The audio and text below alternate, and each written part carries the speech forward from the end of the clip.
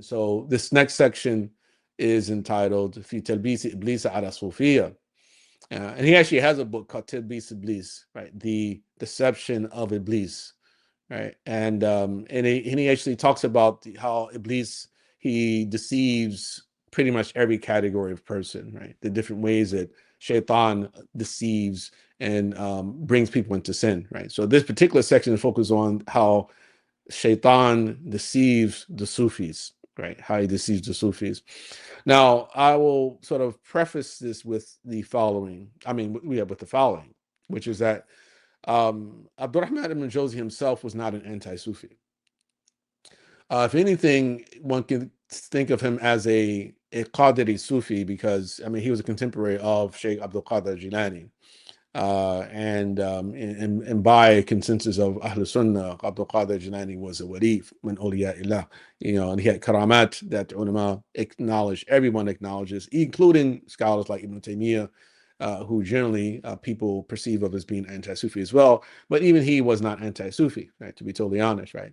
But Abd Al-Rahman ibn Jawzi here, so he's basically being critical of the more extreme elements, right, among those people who are associated with the Sufis. So he says, تأملت أحوال الصوفية والزهاد فرأيت أكثرها منحرفا عن الشريعة بين جهل بالشريعة وابتداء بالرأي.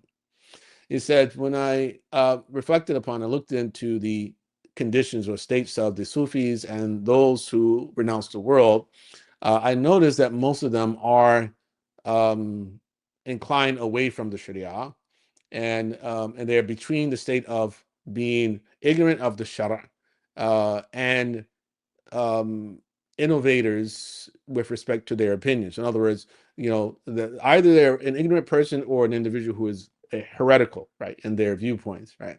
So he says among the Sufiya, right? Now in Tasawwuf, we learned that there are different types of Tasawwuf, like this what called Tasawwuf al-Nadari, sort of theoretical or philosophical Sufism. And then we have a Tasawwuf al-Amali, right? So practical Sufism.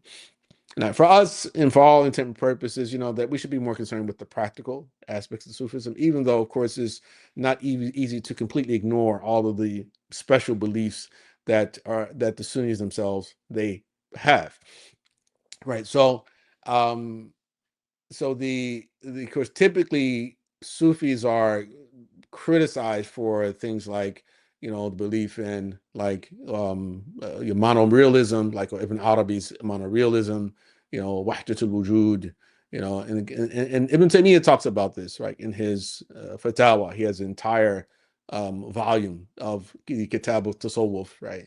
Of Ibn Taymiyyah. So he talks about Ibn Arabi and basically talks about how this particular belief itself of monorealism itself, it can have a legitimate interpretation, right? So it says, there's an illegitimate interpretation of it, there's a legitimate interpretation of it. He said the illegitimate interpretation of it, it says that itself is kufr, right? There's the idea that nothing exists, right, other than Allah subhanahu wa ta'ala. That's everything other. God is inside of me, I'm inside of God, etc. It's all those things, right? So God is everything and we are God and God is us, right? So is that in itself is problematic, right? Extremely problematic, right? But he says there's another way that one can see this, and I perhaps Imam Ghazali even had an interesting sort of way to see this, so he talked about, okay, when one reflects upon existence, the universe, that one finds that all that does exist are God and his actions. Right. And so what he means by God's actions is like the effects of God's actions. Like we are maqdurat of Allah's qudra, right? In other words, that Allah subhanahu wa ta'ala, when his power moves to do what it does, right, to create, for instance, then the result of that is, the maqdur, right? In other words, the effect of the cause itself. We exist because of Allah's power. We exist because of God's will, right? And so in that sense, we can be characterized as actions of God, divine actions, right? So Ghazali is not saying that the human being or a cow or a lion or an ant or that they are God, right? But others, we are the effects of God, sort of utilizing his attributes, right? And then we manifest as a result of that, right? So in that sense, that's the type of interpretation that Ibn Taymiyyah will be fine with, right? And he says, but if Ibn Arabi meant the other interpretation, then he was a kafir, right? So in other words, that was his position, right? And the position of his students, Ibn Qayyim al-Jawziyah, and also like people like Imam al-Dhahabi, they have very sort of strong position when it comes to Ibn Arabi, but they're not against Sufism overall, right? They're not against it overall, right?